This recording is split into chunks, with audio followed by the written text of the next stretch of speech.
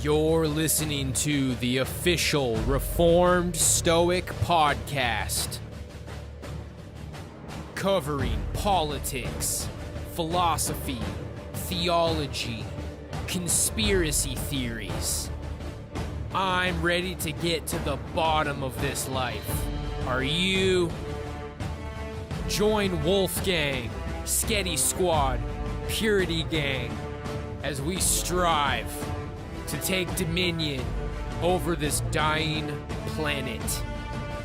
I am Reformed Stoic, and this is my podcast.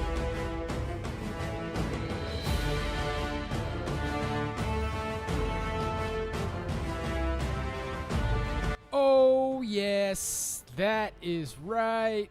Let's get pumped. Woohoo! I'm pumped up. Shaved the old heady, trimmed up the old beardy. Got my Dragon Ball Z flex. Krillin in the house, baby. Ready for some news. Sketty, sketty, sko. All right, ladies and gentlemen, let's get ready to go. Thanksgiving tomorrow. If you got family to eat with, good for you. If you don't, man, that's where I've been for years. Very sensitive to the people who don't have stuff to do on the holidays. That's been me for years. And honestly, this is like the first time I'm going to do anything for years, and I'm a little bit nervous. Part of me wishes that I wasn't doing anything. But if I wasn't doing anything, I'd probably be depressed. There's no escape. Take comfort in the fact that there's no escape. You'll probably be miserable no matter what you do. Let's get it. Sometimes holidays are comfy. Every now and then, every once in a blue moon, holidays are cozy. Holiday movies and music can definitely be cozy. What are Thanksgiving movies? Anybody in the chat? Thanksgiving movies? I know there's like a very small handful of them. I'll have to look that up later. Anyway, a couple of shootings have been happening over the last week or two, or I don't know, I lose count. It seems like there's a shooting just about every other day or so. We're going to brush up on some of the latest with a couple of these shootings. Pretty standard procedure. Some newswoman lady is going to babble to us about climate change. Apparently, there's rising sea levels transforming the coastlines around the world. So we'll learn about that for 6 minutes. Somebody caught a giant goldfish in France. Let's go! Giant goldfish hype. So yeah, there's the Walmart gunman, and then Colorado Springs gunman, Walmart gunman, and then just a little bit about U.S. reckons with gun violence epidemic after another mass shooting. So we'll get a little bit of the spin on that. And then we'll finish up with why the church should care about mental illness. And something tells me this is going to be chilling. So without further ado, let's get it cranking. You're listening to the Reformed Stoic News segment. Let's go!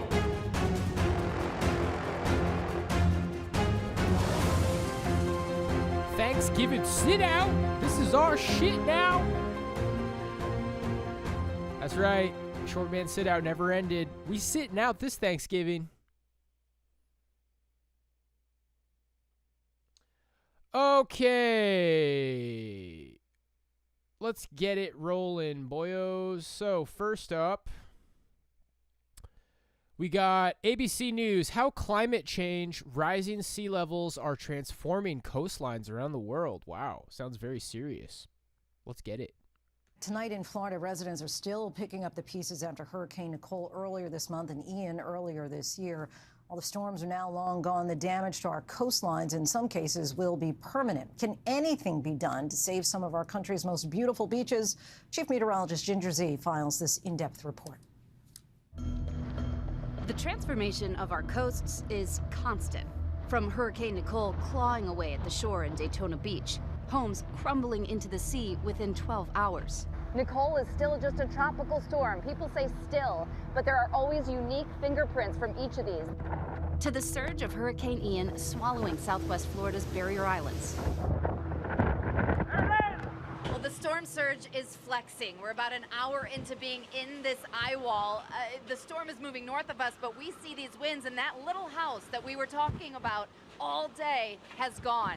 Succumbed to the storm surge. Now the blue roof is all that's left floating in the water toward the building.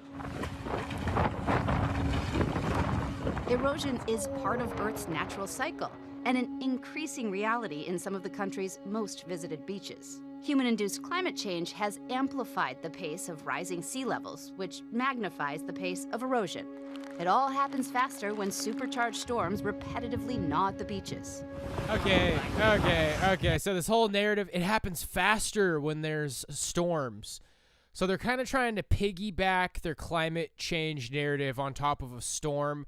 Yeah, a storm happened. Hurricane Ian and Hurricane whatever, these storms are causing damage to the coastline and properties. And then it's like, yeah, it's speeding up the process that was already taking place with climate change. I mean, that's pretty much it, dude. Yeah, a storm. Storms will do damage. Storms will cause things. Did people talk about storms existing before climate change? Yes. So I would present to you the idea that storms are not a side effect of climate change. Storms are just storms, and they've always existed.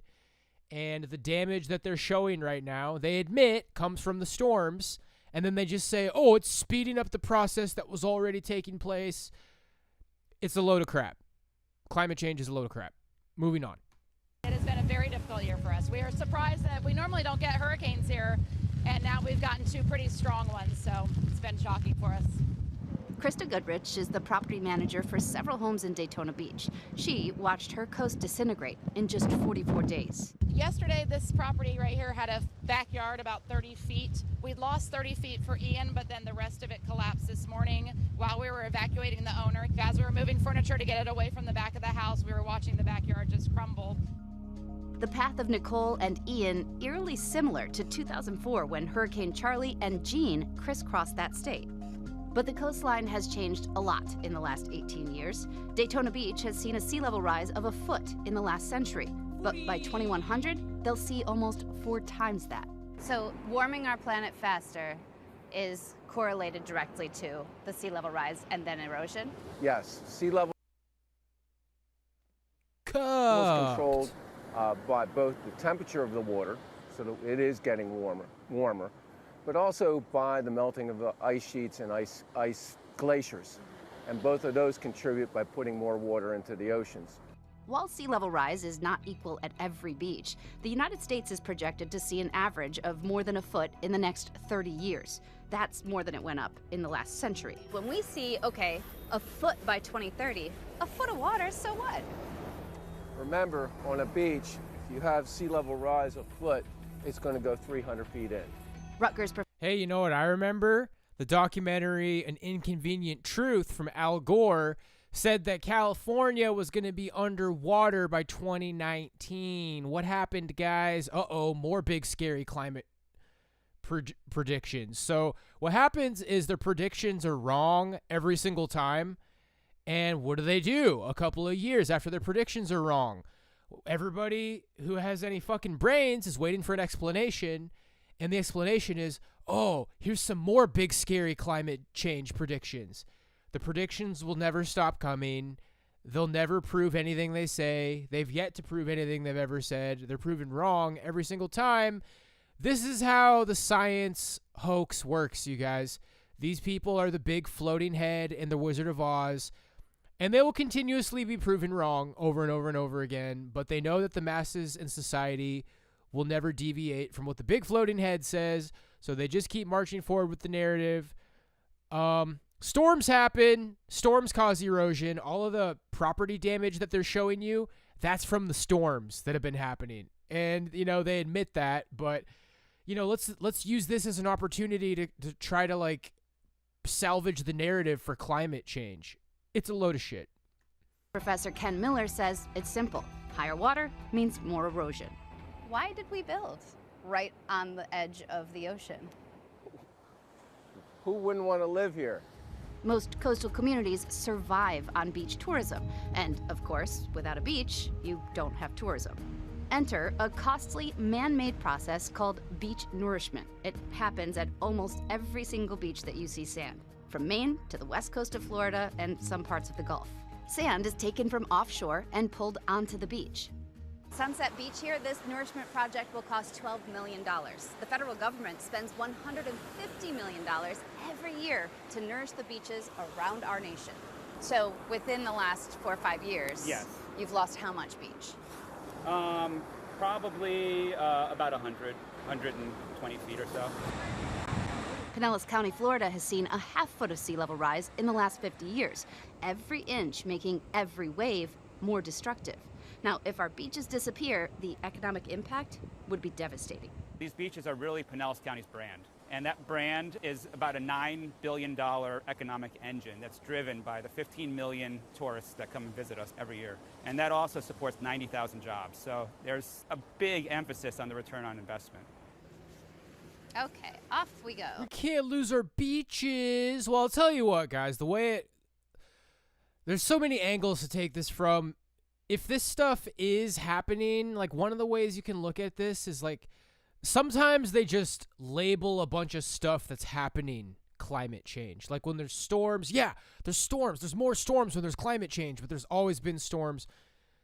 So it gets to a point where it's like, well, what exactly do you want us to do about it? And that's where they shill the whole green gases and, like, if we lower our carbon emissions. But ultimately, it's already kind of been proven that that's just a bunch of bullshit. And we really can't control these things. I mean, we can control the carbon output, but that's already kind of been shown to be irrelevant. There's not really anything we can do about whatever is happening. And what I would say is happening is just what's always happened, which is sometimes there's storms, sometimes there's disasters. I mean, it looks to me like the freaking world is ending sometimes, but it looks like that a lot. It's a method of controlling people. We got to pay green gas taxes, and we got to get the freaking fluorescent light bulbs and the green environment-friendly stuff. It's a method of also bringing in new forms of like state policing or martial law. Like, it's going to be harder to park. You're going to have to park in environment-friendly ways and get environment tickets. And it's just another way to eat some boot from the man. So you're carrying the actual sensor, I take it? We tagged along with the USGS as they installed sensors to study our ever-changing coasts. We can look at areas that have increased rates of sea level rise right now, relative sea level rise, like Louisiana. Well, Louisiana is a place where, over the last 100 years, we have shoreline measurements, and we see that the long-term rate of shoreline change is 6 feet per year, and we expect that to continue. 6 feet per year. Chad. One Chad every year. Continue or increase as sea levels increase as well. Even after Ian weakened, erosion impacted the coast from South Carolina all the way up to Toms River, New Jersey. And remember, that's a community that was devastated by Hurricane Sandy just a decade ago. They certainly know the challenges of rebuilding after erosion. We lost almost $2 billion in ratables on houses that were gone after Sandy. And as I said, we spent $750,000 the last 2 years to repair any damage to our dunes. Proving just how cost-effective beach nourishment can be. But back in Daytona Beach, erosion has won this battle. Nearly 50 homes and more than a dozen high-rise condo buildings have been evacuated, likely for good. There is a distinct possibility that one or both of these structures may collapse in some part. While the battles will be lost to the relentless ebb and flow of our coastlines, it's a war, albeit a costly war, that they hope one day to win. to preserve those beautiful beaches. Our thanks to Ginger for that. Hi, everyone. George Stephanopoulos here. Thanks for checking out the ABC News YouTube channel. Basically, just not a good time to live on the coast, which is a bummer. If you make a lot of money, it sure is nice to live in oceanfront property, but you don't want to be swallowed by the sea. I would love a house by the shore, but I know Mother Nature. He can lower ocean levels by a couple meters or about 7 feet by opening sub-sea level area inlands to seas. There are many besides Katara, huh? Who could have imagined building on seashores will cause buildings to collapse? Right. Okay. Moving forward. Colorado Springs Club shooting suspect booking photos released. All right, let's take a look at this chud. The alleged shooter who killed 5 people in a Colorado gay nightclub made his first court appearance today. Police also released the... my eyes! Oh my gosh! Get him out of here! Mugshot of Whoa. 22-year-old Anderson Lee Aldrich, showing the suspect's badly beaten face. They say patrons fought the suspect as soon as... It's the Amerimut, dude. Back in your cage. Back in your cage, Maramut. The shooting started. Aldrich is being held without bail. Prosecutors plan to formally announce charges at the next hearing on December 6th. Aldrich is also facing possible hate crime charges.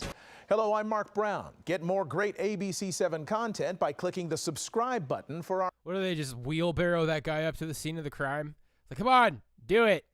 Do the glow up. Well, that guy, that guy's got problems, clearly. The veteran that saved the day beat the snot out of him. Let's go. Am I in trouble? Are we all right? We're all right.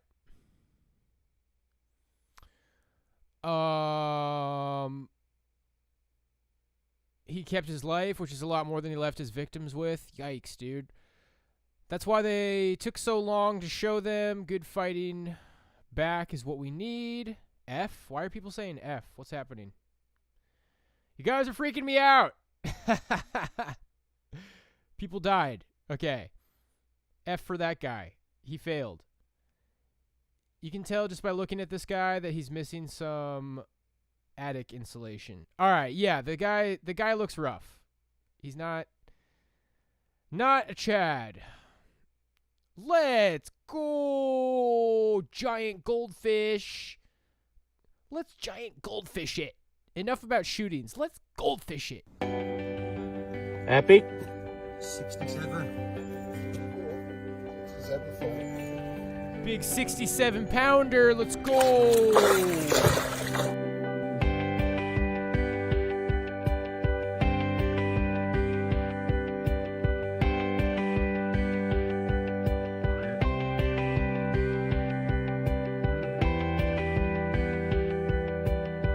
Let's go!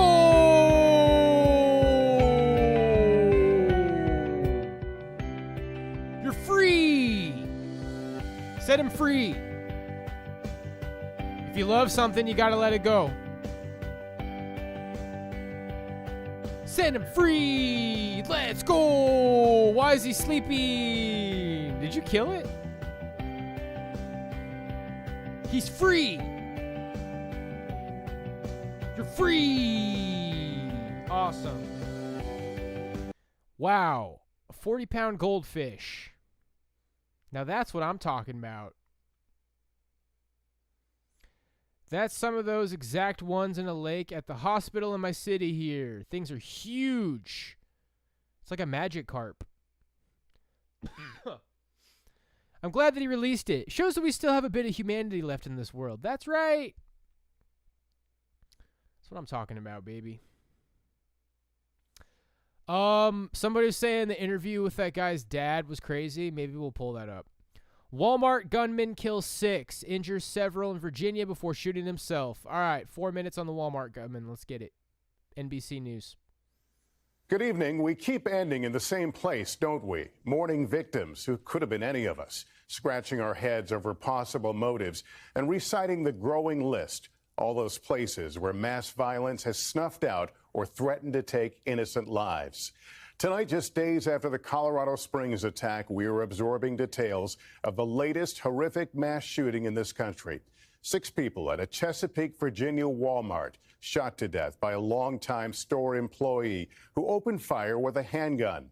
Several others were wounded. A survivor saying the attack in an employee break room was preceded by the gunman's laughter.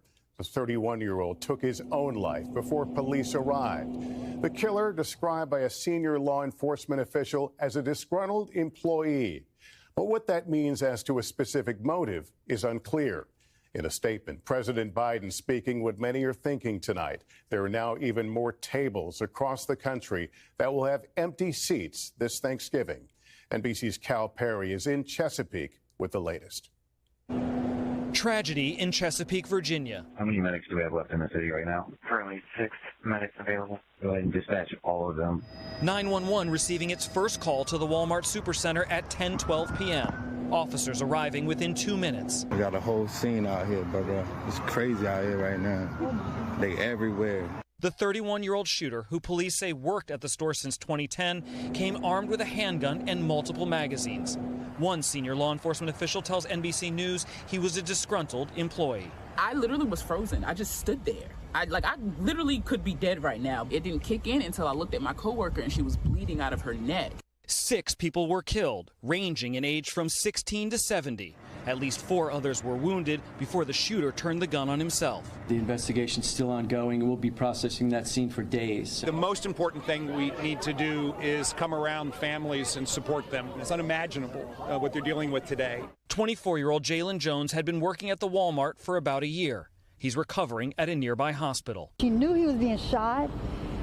He made it to the front of the store, and then when he made it to the front of the store, he was shot again. I have to live with that now. 28-year-old Jessie says it was just her 5th day on the job. I saw a lot of bad things that happened to really good people, and I didn't understand it, and it didn't feel real. She says she was in the break room when the shooter came in laughing and started firing. He's got the gun pointed at me, and he looks at me, and he puts the gun up in the air, and all he says is, "Jesse, go home." I ran. I didn't look back. I didn't want to look back. Do you know why he let you go, Jesse? Do you have any idea? No, I don't.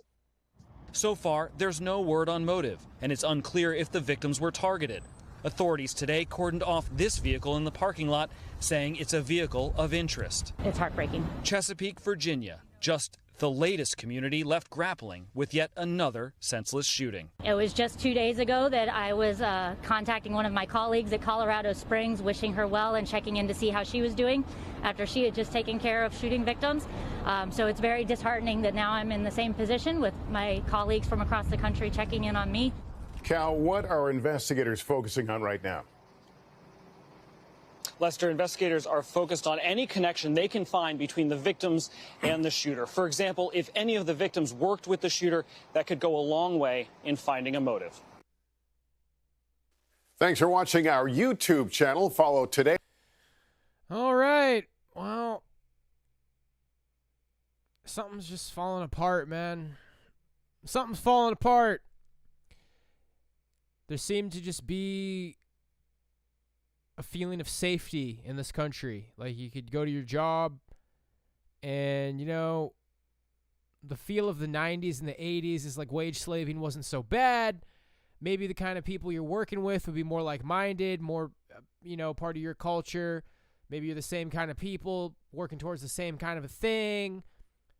But a lot of people met their future wives or husbands at their jobs and their friends, and it's just all falling apart, guys. Now you're working with your enemies, you're working for your enemies, and you're not working towards anything. And even if, you know, maybe you can stand the people you work with, and maybe your boss isn't so bad, maybe you do have a goal, and then you might just get killed by a mass shooter. So rough times. We need to be the positivity that we want to see in the world, guys. I feel like the solution to this is like the ending of Ghostbusters 2.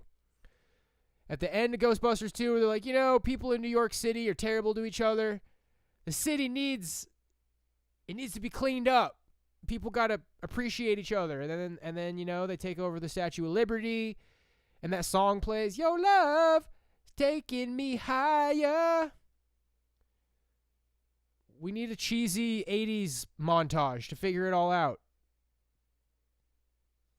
We got to figure it out. I saw some Twitter thread about people who were kids in 80s, 90s California. It was brutal. Brutal. What up, Boof Goof? All the based chud stuff goes on sale for insanely cheap, like Wranglers for $2. And all the shoppers are rich boomers. We talking about Black Friday? Walmart cheer and see if we can find a motive. Oh, really? Let's not do that. Let's read a couple of comments. This is why I carry a gun always. Yeah, it's like the more shootings there are, the more of a reason there is for you to carry a gun, but then people say that guns are the problem. They've already established the shooter was the Walmart manager. Wow. That's messed up. The details of this are just chilling. May God give their family strength during this awful time. So how many people died? A disgruntled employee. Disgruntled. Let's stay gruntled, my friends.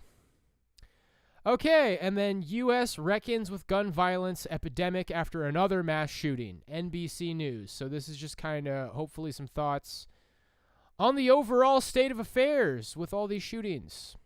On this Thanksgiving Eve, America is reckoning with the violence that is tearing at the national fabric. This afternoon, 4 high school students shot in Philly. Every week, nearly 13 mass shootings. So many we too often forget those that happened last week or last month. 21 children and teachers killed in Uvalde, Texas. 10 people gunned down in a Buffalo grocery store. 5 in Raleigh, 4 in Memphis, 4 in Tulsa, 6 in Sacramento. The list is excruciatingly long. We know that this is America's disease, unique in the world. David Hogg, one of the high school students from Parkland, Florida, where 17 people died, tweeted at 2:24 this morning, I am tired of waking up to texts about another mass shooting in America. It's going to continue happening, and we have to work together to actually stop this from happening. Nationwide, 49 people die in gun violence every day. My biggest fear is that somehow as a country, we become calloused or inured or kind of accept or think that this is okay, that this is somehow part of our national story. Pediatrician Emily Lieberman was with her children in Highland Park, Illinois, when a gunman killed 7 people on July 4th. Now she's leading a group of doctors demanding the Senate pass more than the gun safety measures enacted after Uvalde. Now, the #1 cause of death of children in this country is gun violence. It's time to start tackling gun violence as a public health problem and listening to people like physicians who know how to solve this problem. The country holding a mirror to itself with politicians expected back in D.C. next week. And that decades-old gun control debate likely to be a dinner table topic tomorrow.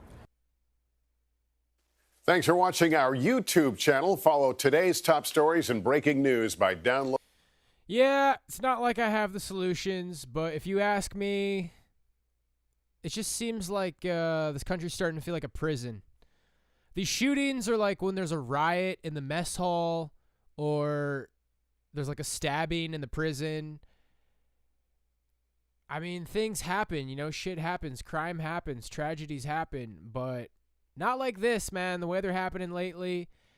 And yeah, obviously the sentiments around a lot of certain parts of the internet is that something about this is artificial.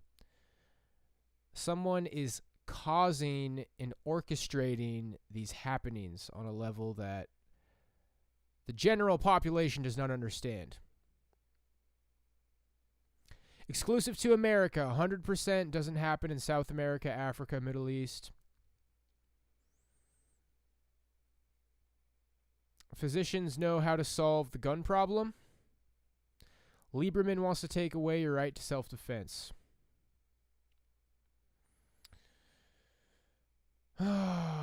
Guys, Raphael Ted Cruz has the solution. Just lock all doors and don't open them. Doors need to be heavily regulated and controlled because doors are the portals to danger. Just don't leave your home.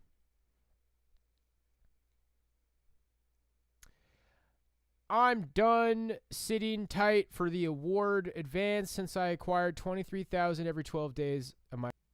All right, so I got the last video here. We were never amoeba, that's the thing. The government does it. Look how they sent targeted Tony asking me to partake in an act like that.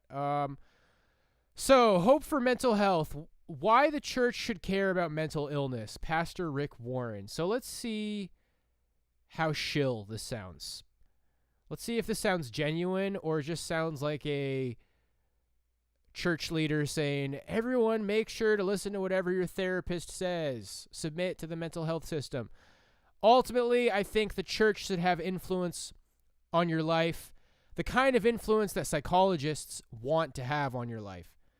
The church should be telling you how to solve your problems. You know, pastors should be helping you get to the root of your problems and telling you how to solve your problems in godly ways with praying and making the right kind of changes and cutting out, you know, wicked people. And anyway, let's see what they got to say here.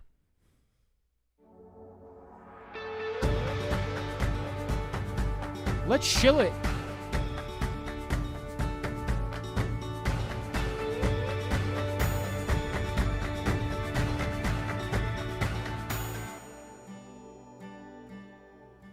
You know, people often ask me, why do you think the church should be in the forefront of caring for mental illness? And I think there are multiple reasons. For one reason, there's a biblical reason. The Bible says that Jesus ministered to people who were mentally ill. There are many examples in Scripture of Jesus dealing with people who were depressed, who were worried, who were anxious, who were fearful, who were oppressed by all kinds of evil thoughts. All just like common average. Yeah, they were depressed. They were sad. They were worried. They were anxious. These are everyday emotions that people have. The Bible has a lot of examples of people going through struggles. They were sad in their struggles. Does that mean they were depressed? They were anxious in their struggles. Does that mean that they had anxiety? Right out the gate, this is already a stretch. Thoughts, and Jesus himself cared for the mentally ill. The Bible tells us that Jesus went into every village preaching, teaching, and healing. 1/3 of his ministry was health care, healing. Jesus is not just our Savior, he's our teacher, and he is our...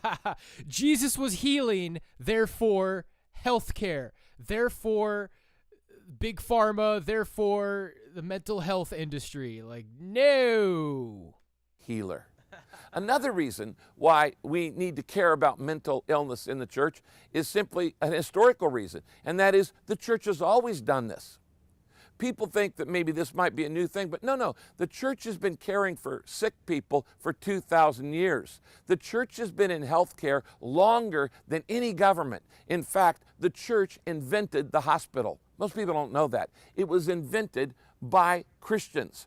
And the Bible tells us that back in the early years of the fall of the Roman Empire, when the Black Plague began to come into the cities and people began to flee the cities because of this plague that they didn't know what to deal with, Christians moved into the cities to care for those who were sick. And that's where they made the famous statement that was recorded in history, see how they love each other.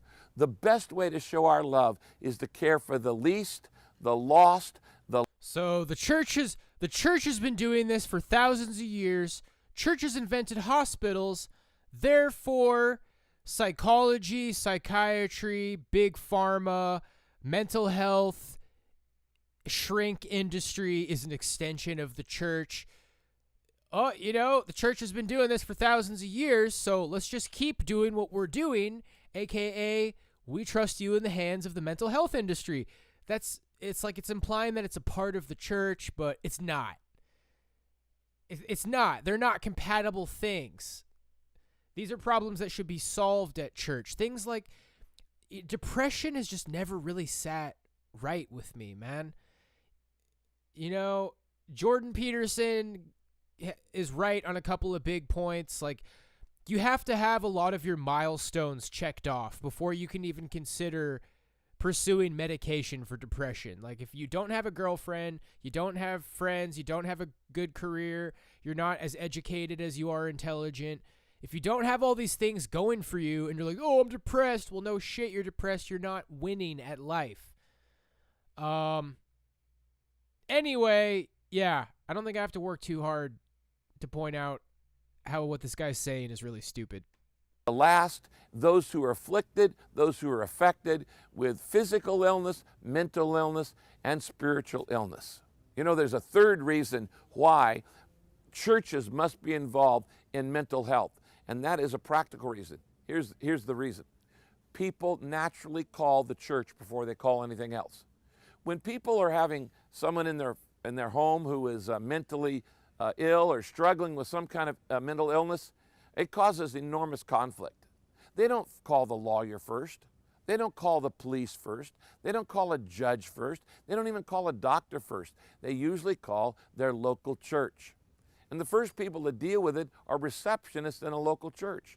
And many times receptionists are called to do triage. And so we must equip people in local churches on how to deal with one of the most important issues of our day.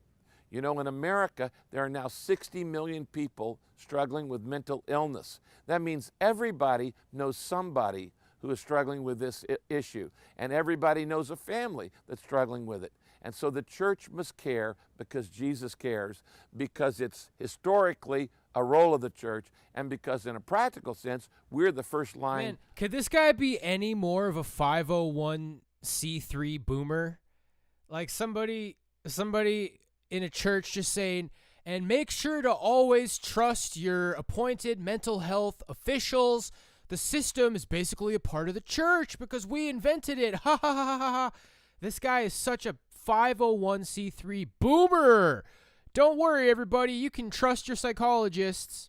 Of defense and caring for people in their pain. So you might ask, if I'm a member of a church, or I'm a staff member of a church, or I'm a pastor or a priest in a church, why should our church care about mental illness? Well, again, I remind you, there's the historical reason. The church has always cared for it. There's the biblical reason. Jesus cared about it. And there's the practical reason. People come to the church first before they go anywhere else. Yeah, they go to the church before they go anywhere else. Yeah, so you should take your problems to the church, not a psychiatrist, not a psychologist. Oh, but did you know that Christians invented the hospital? Yeah. Psychology, psychiatry is not a part of the church. You should definitely try to get your problem solved from a church. Here's what I have to say about mental health, you guys. There's something I have to say on a grand scale and then on a small scale. On a grand scale, it's a predatory system that is sucking a lot of people in. It is a weapon against reason, okay? Psychology, psychiatry, it is a weapon against reason and logic.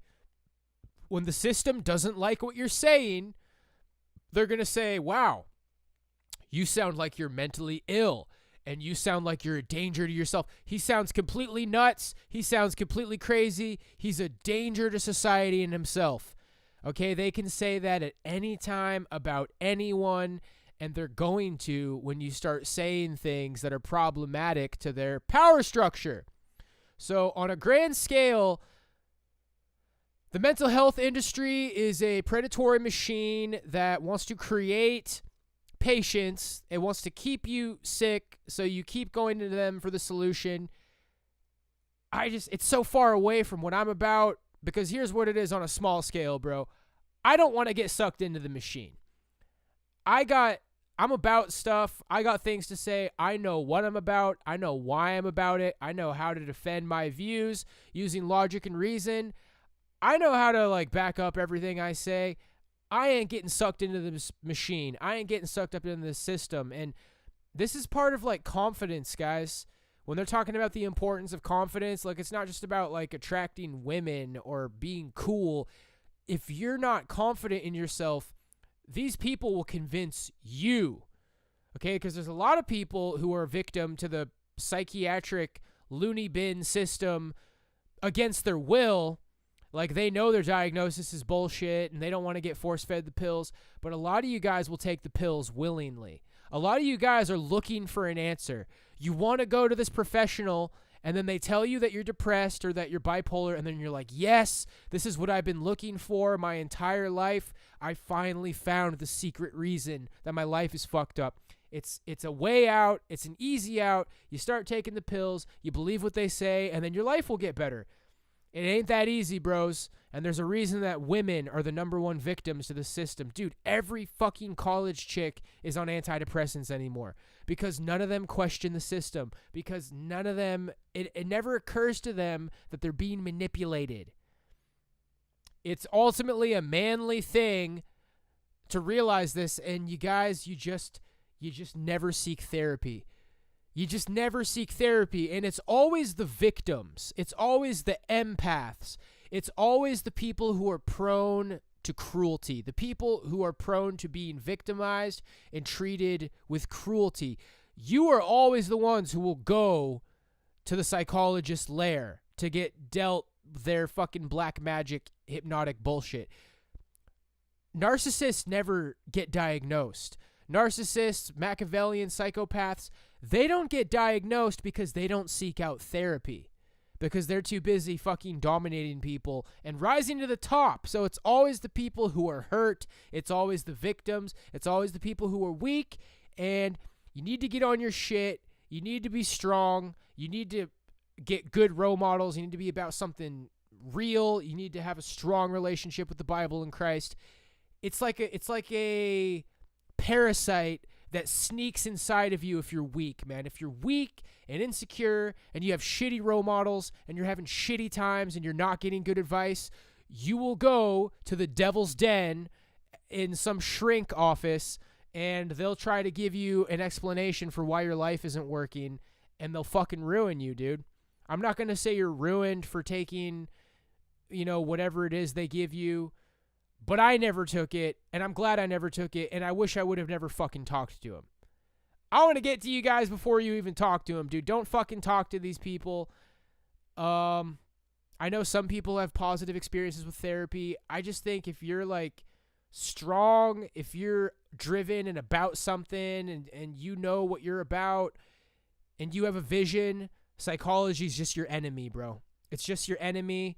And when you have strong convictions and you have vision for the world and how things should be, they're going to start trying to nip away at your mental health. So all of a sudden, people don't have to listen to anything you have to say. You notice how people have done that with me? Oh, man, he yelled at an Uber Eats driver, so we should never have to listen to anything he ever says ever. I was just on Reddit talking about how fraternal orders have so much say and power in my town. And who comes out of the blue 4 hours later? Somebody from the Fraternal Order of the Eagles. And right out the gate, he says, this is mental illness. There's nothing wrong with the Eagles at all. What you're saying is mental illness. It's a strong red flag that you're mentally ill, and it's very dangerous, and it can end in a very dangerous matter. Okay, that's a threat. These people immediately want to go for your credibility. They immediately want to say that he shouldn't be allowed to speak. There's no validity to anything he says. He needs to be fucking locked up and thrown away. It's an enemy of reason. It's an enemy of logic, okay? When you're an enemy of the system and you're smarter than the system, like I am, when you're like me and you're smarter than psychologists and psychiatrists and therapists and doctors and CIA agents, okay? They're going to go for your credibility because they don't want you to be able to say what you're saying. So basically, to sum it up, when you're a big dog, when you're a real man, big dog, who's a bowdy, and you got things to say, and you're serious, and you're deep, and you're well-studied, and you're a man with a message, stay away from psychologists because they're just going to try to fucking ruin you. They're just going to try to ruin your credibility so you can't be taken seriously, so you can't be listened to, and at the very worst, so you can't be free, so you can't fucking have rights, so you can't exist with fucking rights. They want to take your rights away, man. And they're desperate. If you get excited, if you're loud, if your eyes are wide, look how excited he's getting. Look at his hand. Look how loud he's talking. Look how loud and fast he's talking. Look what he's saying. Listen to the tone of his voice. He's ill. He's sick. Take his microphone away. Kanye, remember he showed the text of his friend saying he can apologize or they can lock him up in an institution? Does psychology ever do anything positive? I'll just give you my opinion here, and it might be harsh. If psychology did something positive for you, you might be a fucking lame. You might just be a lame, dude. You might not be about anything. You're some fucking normie who had a really superficial problem and it got fixed with pills and bullshit, and you're probably just fucking lame, dude. I don't want to make you feel bad, okay? I think, like, if something horrible happens to you, like if your whole family got killed in front of you or you survived a school shooting or something, you might need some fucking meds to, like, get through stuff. But I'm telling you guys, your shitty, like, middle-class upbringing that, like, you know, similar to what I dealt with, your shitty, like, working-class, middle-class, 90s kid, latchkey. I feel like a lot of you went through the same kind of shit I did. You just got mogged by chads. You didn't have any good advice. You blew it with women. Bro, you're fodder for this system. You're fodder for this system. And all the stuff on the news, like there's a mental health epidemic, and there's the incel terrorists are on the rise, and the manosphere is on the rise, and there's all these far right-wing shooters. Don't go to fucking psychologists. They're the enemy. They see you as the enemy. You should see them as the enemy. They already see you as the enemy. It's about neutering men. It's about taking your voice away. It's about ruining your credibility. It's about hurting you. I wish I never let those fucking traitors into my life. And ultimately, they didn't really do that much damage to me. But, you know, people who glow have had some sort of a history with a mental hospital. I was Baker's acted for 3 days once. As far as I know, you know, no weird glowing shit happened. I didn't have any handlers, but my life did end up being strange. But I did end up having some weird shit happen to me down the line in life. And yeah, I don't trust mental hospitals. Obviously, you don't want to end up in a mental hospital. I mean, that's fucking obvious. You just don't want to let these people in your life. They're dangerous. I can't stress it enough. The person that this message is crafted for is like, you're unhappy. You're not where you want to be in life. You're stressed out. You're like 21. You know what the solution is, bro? You just take a deep fucking breath and you just like drink a Coca-Cola on a mountain and look at the clouds and you just fucking chill out, bro. And if you can't do that, I know that feeling. It just means you're a bitch, dude. I just can't. I just can't feel okay. I just can't feel okay.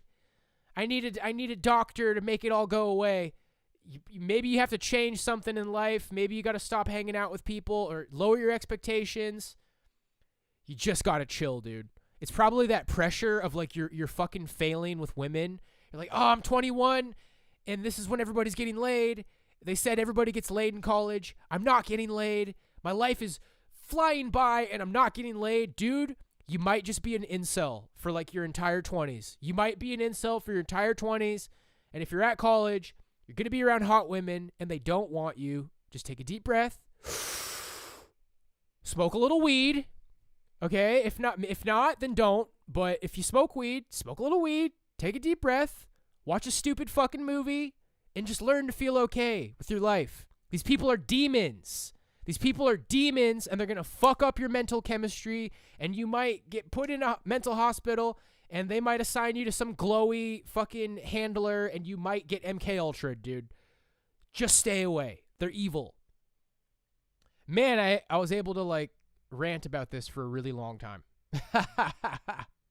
Look how fast he's thinking. Lock him up. In Canada, assisted suicide is legal. Of course it is, dude. Canada's headed in a very ugly, draconian direction. And yet, if you tell a psychiatrist you are angry, they will take your shoelaces for 3 days and lock you in a closet. Oh yeah, dude, they took my shoelaces. They took my shoelaces, all right. I think therapy is just get people to be zombie wage slaves and love feminism. Exactly, dude. They are lackeys of the system. It's just another method of trying to get you to submit to their system. you got to think of it like you're Rambo, dude, or like you're undercover. Part of being undercover is you need to just be able to get through life. Like when you're so mopey and miserable that you can't get through life, you're like, oh, I can't get out of bed, and it starts causing you problems in your life. Just cut that shit out, dude. You're an undercover agent for Wolfgang, okay? All of you are undercover agents for Wolfgang. And if you're like too miserable to live your life to where you have to like, you lash out and then you get assigned anger management or some shit, you're blowing your cover. Life is serious. You're a secret agent, but I'm sad but my life's not working out. That you can't handle being a secret agent. When you have to go like tell the shrink how miserable you are and get diagnosed with shit, you're folding under the pressure. And I know because I folded under the pressure, and maybe the answer is just you need less pressure. But I see how the system fucking hates men. I see how it hates everything good. It hates Christians, Christianity. It hates God. It hates you, bro. It hates you, and stay away from it. Keep your kids away from it. Keep your women away from it.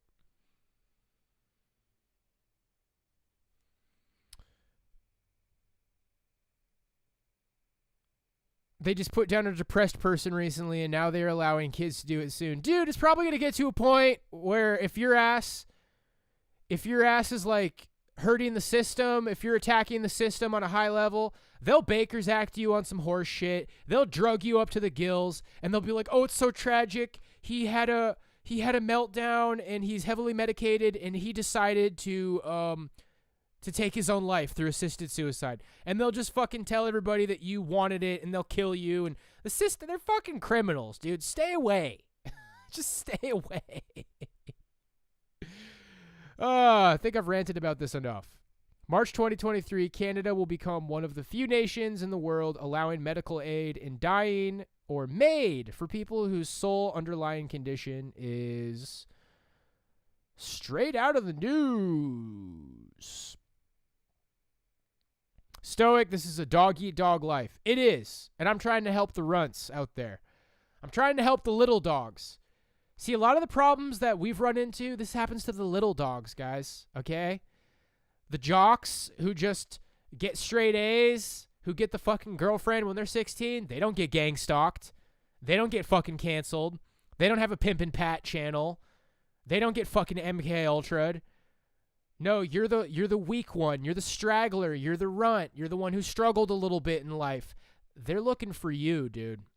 The system's looking for you. They want to tag you and bag you, my man. You can either be fucking strong or glow ops are in your future. They're looking for people. It's so fucking ugly. Part of what I was thinking when all this shit was happening to me is like they're doing this to you because not a lot of people love you. They picked me because not a lot of people give a fucking shit about me. That's how it works. They're looking for people who nobody fucking loves, who nobody cares about, who have no one. It's basically human trafficking, bro. They realize that there's nobody around you who cares about you, and then they try to isolate you from the few people that are in your life. It's like human trafficking, dude. It's fucking ugly. It's really ugly. So your first goal should be to be a shiny, happy winner who fucking sinks the baskets and gets the good grades and wins the fucking prom king and everybody loves and you get a happily ever after, dude. If you're that, nobody's going to fuck with you. If you're like me and you struggled at life, you got to pull yourself up, bro, because this shit that pulls you down, you get weighed down with stress and failures and losing your friends and hurting your reputation. That's all dragging you to a really fucking ugly place. We're really fucking ugly, demonic. It's demonic in the most literal sense, bro. There's some sort of a connection to pure evil and the system, okay? There's this system of like fraternal orders and hospitals and shrinks and psychologists and mental hospitals and police stations and underground military bases. Satan's in there somewhere. Satan's in there somewhere. He's a part of the system. The system is connected to unholy evil, and you need to be happy enough to protect yourself from it, because they're looking for weak people. They're looking for people who are struggling and who need help. They're looking for people who fell. Help me. I fell. I lost the good things happening in my life, and I could use a leg up. They're looking for you so they can fucking ruin you. They're sniffing for weakness. They're sniffing for people who they can fuck. When you were in that hard point in your life where you're like, wow, I'm struggling to get up, I'm struggling to fly and leave the nest, really ugly, nasty things were looking at you to victimize you and do horrible things to you because you were weak.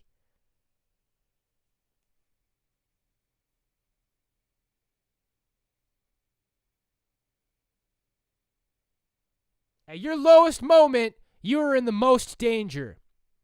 So you gotta lift yourself up because you're fucking Rambo and the world is cruel to weak people, bro. It's part of being smart. I feel like when I really dig deep and pull myself up, it's for intellectual reasons. Because I can't be as smart if I'm a bitch. Because I can't make it as high into knowledge. I can't learn as much if I bitch out. So that's why we got to pull ourselves up, buckaroos. Buckaroos. Buckle up, buckaroos. Man, I'm really passionate about anti-psychology. So I've been cringing ever since I went to that fire when I was really drunk last year.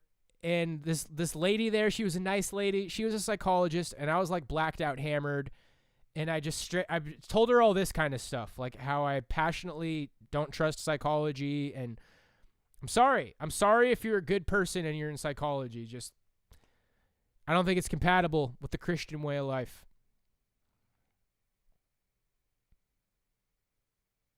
I'll defend myself and skeet on a gang stalker. That's what I like to hear, bro. Anyway, guys, that little rant basically brought us up to an hour. So another full podcast. I'm definitely ready. Get ready. One of these podcasts is only going to be like an hour, 45 minutes here soon. Overall, we're doing less time, but we're keeping it potent. Thank you for being here, my friends. I appreciate you. Have a wonderful Thanksgiving tomorrow. I'll probably still do a coffee stream. But that is all for tonight. I bid you all adieu. Would have liked to see you try. Nope, it was just really awkward, and she was really offended. And my friend was telling me to stop. He's like, dude, stop, bro, stop. And I was like, no, I don't even care. I don't even care. Oh, I really could have done without that. But hey, you know what, man? I just got to do what I got to do. What Stoic won't answer is how lucky he is compared to 99% of the population. Dude, that makes it sound like you're trying to write off my entire rant like I'm just crying. Like I'm just bitching or crying. That's not what that was about. I'm not complaining, dude. That wasn't complaining. That was real facts. That was like, stay away from psychologists. They want to undo you. The system wants to undo you. God bless.